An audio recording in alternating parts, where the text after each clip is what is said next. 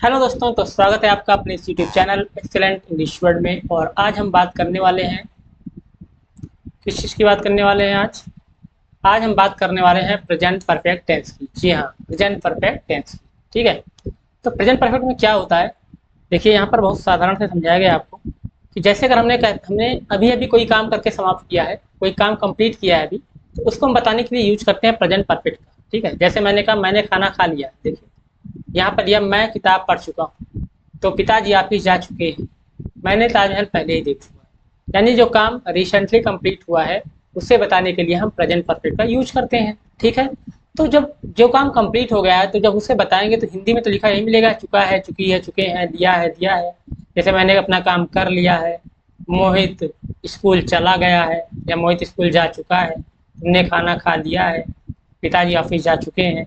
तो इस तरीके से जिन वाक्यों के अंत में क्या आता है, इन क्रियाओं के क्रियाओं के अंत में था चुका है, चुकी है, चुके हैं, लिया है, दिया है आदि वर्ड्स आते हैं। तो ये होता है आपका प्रेजेंट परफेक्ट टेंस का वाक्य।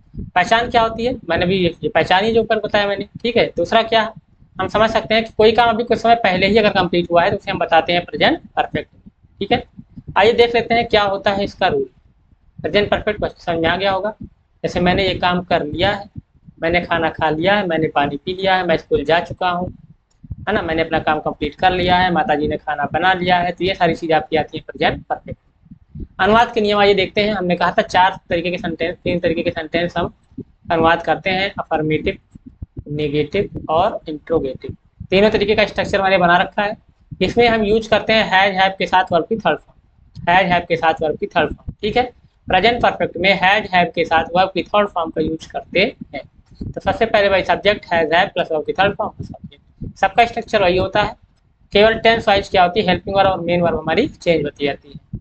नेगेटिव में क्या है, सब्जेक्ट हैज हैव के साथ नॉट लग जाएगा, यानी हेल्पिंग वर्ब के बाद नॉट प्लस वर्ब की थर्ड फॉर्म ऑब्जेक्ट। इसमें वर्ब की थर्ड फॉर्म भी रहेगी, नेगेटिव सेंटेंस और इंट्रोगेटिव सब्जेक्ट। उसके बाद अगर yes no type interrogative question मान लिया गया, इंट्रोगेटिव यानी क्वेश्चन, प्रश्नवाचक शब्द आ गए आपको मान लीजिए, तो वहाँ पर अगर यस नो टाइप क्वेश्चन है, यानी एक ऐसा प्रश्न जिसका जवाब यस या नो में दे सकते हैं। जैसे आपसे पूछा जाए क्या तुमने खाना खा लिया है, आप बोलोगे यस खा लिया है। तो वाक्य ऐसे जो होते हैं वो हमेशा क्या से शुरू होते हैं। जैसे यहाँ लिखा है जब वाक्य क्या से प्रारंभ। ठीक है, जैसे क्या तुमने खाना खा लिया है, तो आप जवाब दोगे यस मैंने खा लिया है, नो मैंने नहीं खाया।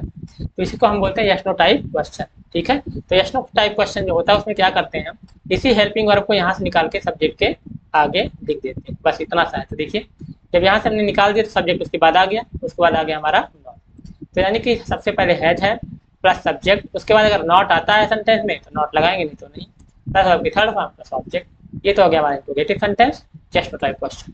दूसरा ये W S type question. W S type question क्या है, जो डब्ल्यू एस फैमिली वाले वर्ड्स होते हैं। ठीक है, या इसको हम ऐसे कह सकते हैं कि जब क्वेश्चन वर्ड बीच में है, मतलब अगर मैं मान लीजिए कोई इंट्रोगेटिव सेंटेंस आपको बोलता हूँ और उसमें क्वेश्चन वर्ड बीच में है, जैसे मैंने कहा तुम कहाँ,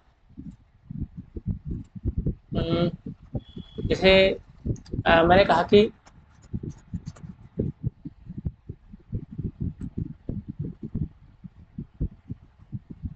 मैंने कहा मोहित कहाँ जा चुका है, मोहित कहाँ जा चुका है। ठीक है, या मोहित कहाँ चला गया है, मोहित कहाँ चला गया है।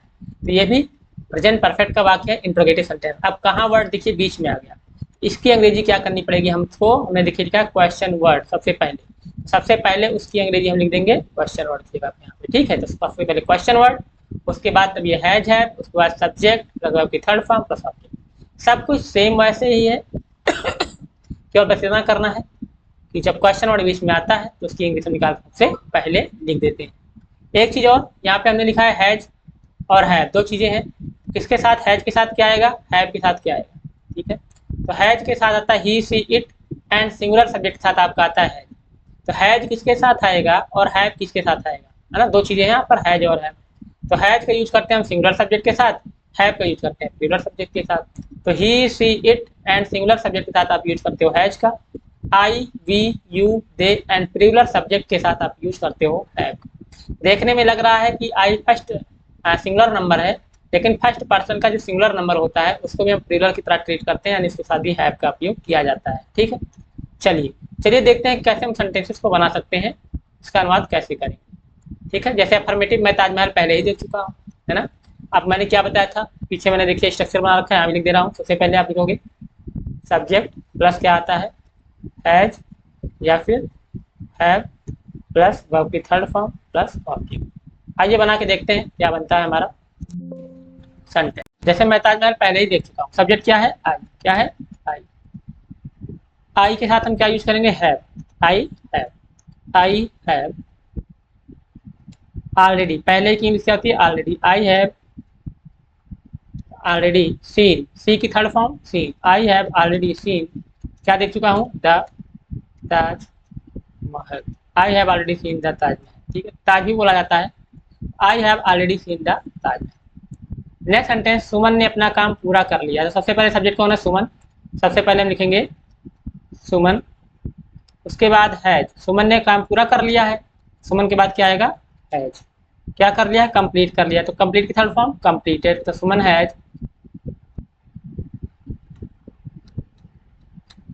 सुमन हैज कंप्लीटेड। क्या कर लिया है? Her work. अपना काम पूरा कर लिया है। Her work. Suman has completed her work. Next है, मुझे स्कूल के लिए देर हो रही है। मुझे स्कूल के लिए देर हो चुकी है। तो I have got late. Get got got. I have got late for the school. I have got late for the school. ठीक है, आई हैव गॉट लेट के लिए हम जो है गॉट का यूज करेंगे। I have got late. ठीक है, फॉर द स्कूल। नेक्स्ट है, हम हॉकी खेल चुके हैं। हम हॉकी खेल चुके हैं। तो वी क्या लिखेंगे? वी के साथ आता है हैव। प्ले की थर्ड फॉर्म प्लेड और hockey. They have played hockey. Last है, हम नदी में नहा चुके हैं। We have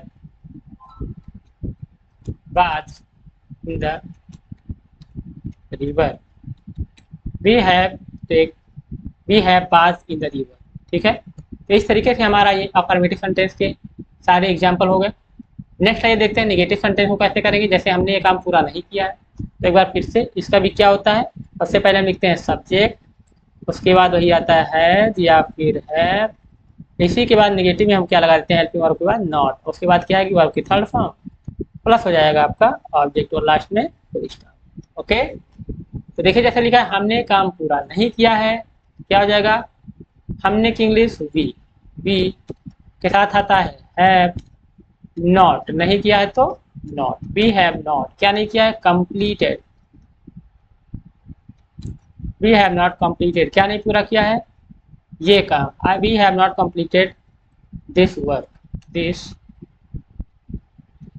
we have not completed this work. हमने ये काम पूरा नहीं किया। नेक्स्ट है, मुझे स्कूल के लिए देर नहीं हुई है। मुझे स्कूल के लिए देर नहीं हुई है। आई हैव नॉट क्या नहीं हुई है? Got late. I have not got late for the school. I have not got late for the school. I have not got late for the school. हम हॉकी नहीं खेल चुके हैं। क्या हो जाएगा? वी हैव के बाद क्या आएगा हमारा? नहीं है तो नॉट। वी हैव नॉट क्या नहीं कर चुके हैं? प्ले में हमने क्या जोड़ा? D. We have not played क्या नहीं खेल चुके हैं? हॉकी। ओके, आशा है वीडियो को समझ में आ रही होगी। समझ में आ रही है तो लाइक करें, सब्सक्राइब करें हमारे चैनल को ऐसी वीडियोस को देखने के लिए। ठीक है, हम नदी में नहीं नहा चुके हैं।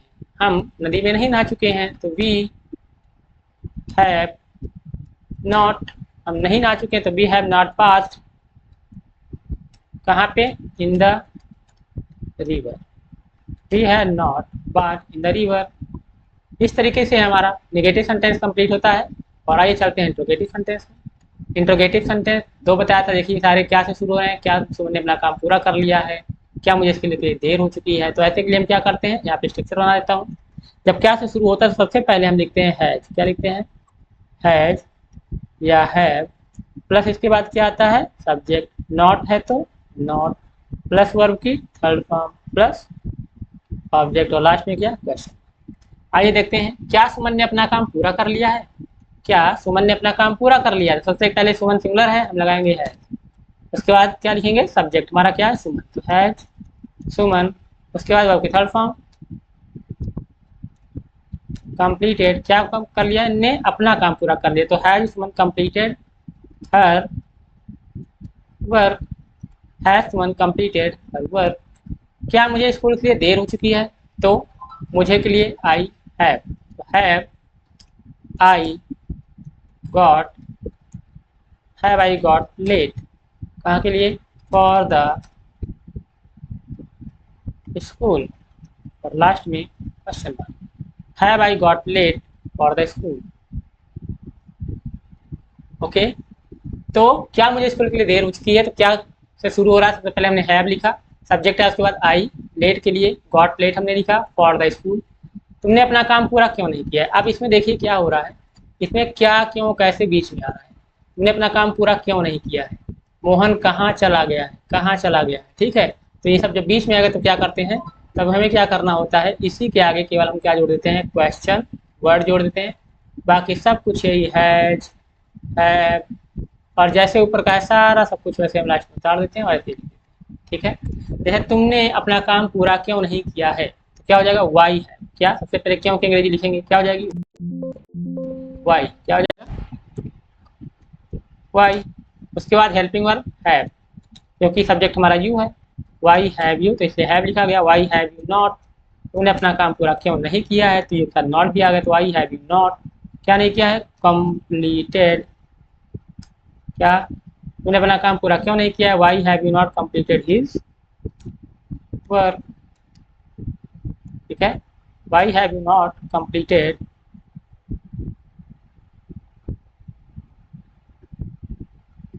यू है तो यू साथ क्या आएगा, your, why have you not completed your work, और लास्ट में क्या लगा देंगे, बस। ऐसे यहाँ मोहन कहाँ चला गया है, मैंने लिखा वेयर, वेयर हैज, क्योंकि मोहन सिंगुलर है तो हैज लग जाएगा, why where has Mohan gone, where has Mohan gone, और लास्ट में क्या लगा देंगे, question, where has Mohan gone. एक सेंटेंस देखते हैं,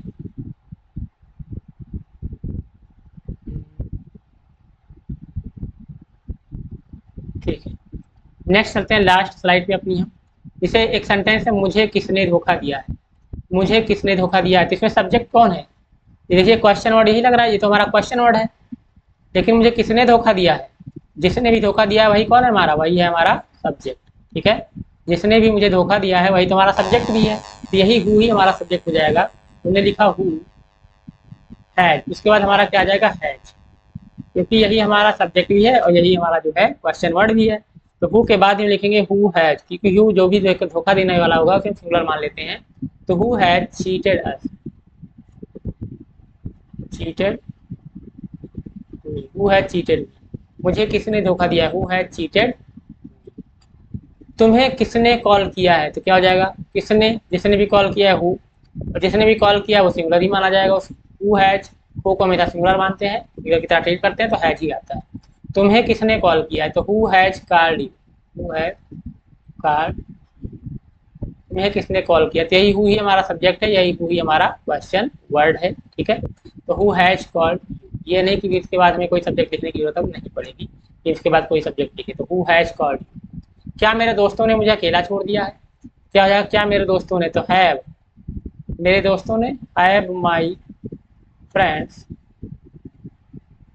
left me alone, left me alone, alone, have my friends left me alone, leave left, left third form होता है, किसने, मेरे दोस्तों ने, तो हैव माई फ्रेंड्स, क्या मेरे दोस्तों ने छोड़ दिया है, लेफ्ट किसे, मुझे, अलोन माने अकेला, have my friends left me alone. एक और देखते हैं, तुमने कौन कौन सी मूवीज देखी है, ठीक है, विच आल मूवीज, क्या बोलेंगे इसको हम, विच आल, कौन कौन सी मूवीज के लिए लिखेंगे, विच आल मूवीज, विच आल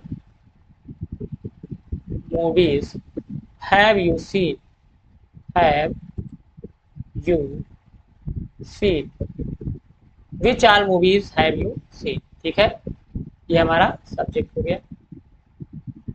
हमने कहा था जब भी हु विच ये सब लगाते हैं इससे संबंधित नाउन को भी लिखते हैं, तो विच आल मूवीज, उसके बाद हेल्पिंग वर्ब, फिर भी सब्जेक्ट हमारा, विच all movies have you seen, ठीक है, ये वर्ब हो गई। तो इस तरीके से आपने देखा प्रेजेंट परफेक्ट के वाक्यों को इस तरीके से हम इंट्रोगेटिव में चेंज करते हैं। ठीक है, वीडियो आपको समझ में आई लगी होगी। अच्छी लगी है तो लाइक करें, सब्सक्राइब करें हमारे चैनल को ऐसी ही और वीडियो को देखने के लिए। और अभी हमने हर टाइप के अलग अलग क्वेश्चंस को कराया है, यानी कि हर तरीके के सेंटेंसेस को यहाँ पर हमने छोटा छोटा थोड़े थोड़े सेंटेंसेस कराए हैं। और कुछ टाइम के बाद हमारा कोर्स कंप्लीट हो जाएगा ये, उसके बाद हमारी जो है कम से कम 50-50 सेंटेंसेस की हर एक टेंस के सेंटेंस की वीडियो आएगी। ठीक है, जिसमें हम ढेर सारी जो है ट्रांसलेट करेंगे। तो वीडियो कैसी लगी है, अच्छी लगी है तो लाइक करें, सब्सक्राइब करें हमारे चैनल को ऐसी वीडियो। मिलते हैं नेक्स्ट वीडियो। ठीक है, बाय।